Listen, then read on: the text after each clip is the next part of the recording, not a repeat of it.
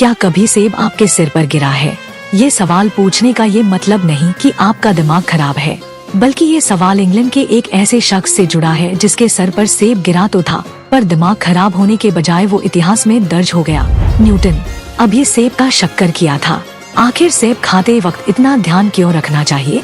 क्योंकि क्या पता महर्षि कणाद ने जिस तरह सेब खाते खाते क्वांटम पार्टिकल्स की सोच का नींव रख दिया था, क्या पता हमसे भी कभी कोई ऐसा ही बड़ा हो जाए। खैर, न्यूटन वो आदमी है जिन्होंने सेब के गिरने से लेकर ग्रहों की चाल तक हर चीज को अपने दिमाग के तराजू पर तौल डाला। अगर ये भाई साहब आज भी जिंदा होते तो शायद उन्हीं से पूछते कि आखिर क्यों कभी कभी हमारे किस्मत भी गुरुत्वाकर्षण की तरह नीचे खिसक जाती है।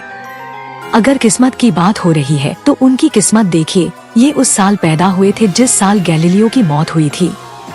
वैसे न्यूटन के 2 जन्मदिन माने जाते हैं। ऐसा इसलिए क्योंकि न्यूटन के पैदा होते वक्त इंग्लैंड में वक्त और तारीख जूलियन कैलेंडर के मुताबिक चलता था। ये काफी पुराना कैलेंडर था जिसके मुताबिक क्रिसमस के दिन न्यूटन पैदा हुए थे, पर बाकी दुनिया तो ग्रेगोरियन कैलेंडर के मुताबिक चल रही थी, जो आज के कैलेंडर से पूरे 10 दिन पीछे चलती थी। तो जब इंग्लैंड ने भी ग्रेगोरियन कैलेंडर को अपनाया तो न्यूटन का बर्थ डेट 4 जनवरी 1643 हो गया। अब यह तो पता नहीं वो दोनों जन्मदिन कैसे मनाते थे। खैर, 20 मार्च 1727 को इनकी नींद में ही मौत हो जाती है। ये 84 साल तो बहुत दूर की बात थी। जिंदगी के पहले दिन ही इनकी जिंदा रहने की उम्मीद नहीं थी। एक छोटे और कमजोर बच्चे जिसने कभी अपने पिता को नहीं देखा। 2 साल के अंदर उनके माँ ने भी दूसरी शादी करके उसे दादी के पास छोड़ दिया था। इस अकेलेपन के चलते न्यूटन की मानसिक स्थिति में काफी बुरा असर पड़ा। जाहिर से बात है कि ये अपने माँ और सौतेले पिता से नफरत करने लगे थे, इस हद तक कि शायद न्यूटन ने एक बार उनके घर पर आग लगाने की धमकी दे दी थी। हालांकि न्यूटन ने ऐसा कभी नहीं किया। सौतेले पिता के मरने के बाद 9 साल बाद न्यूटन के माँ वापस आती है। कुछ वक्त बाद न्यूटन को एक फ्री ग्रामर स्कूल में भेजा जाता है। इस दौरान विलियम क्लार्क ने न्यूटन के रहने का बंदोबस्त किया। वैसे वो दवाई का कारोबार करता था। इन्हीं के साथ रहते रहते न्यूटन ने केमिस्ट्री में अपना इंटरेस्ट जगा लिया।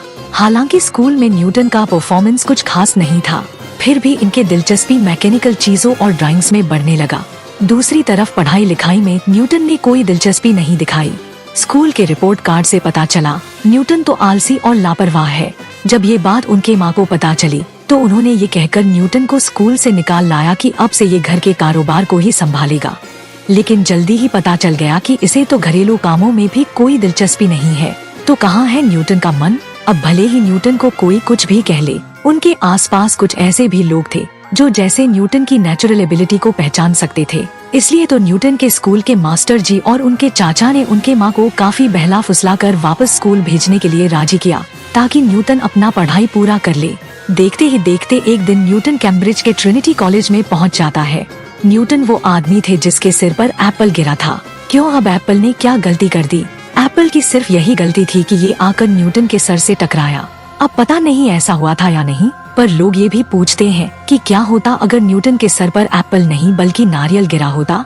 तब क्या वो ग्रेविटी के बारे में सोचने के हालत में होते? अच्छा हुआ वो सेब ही था। अब कोई और होता तो सेब उठा कर खा लेता, लेकिन इन्होंने तो सोचने की हदों को ही पार कर दी। कॉलेज में जाने के बाद इनका कमरा किसी लैब से कम नहीं था।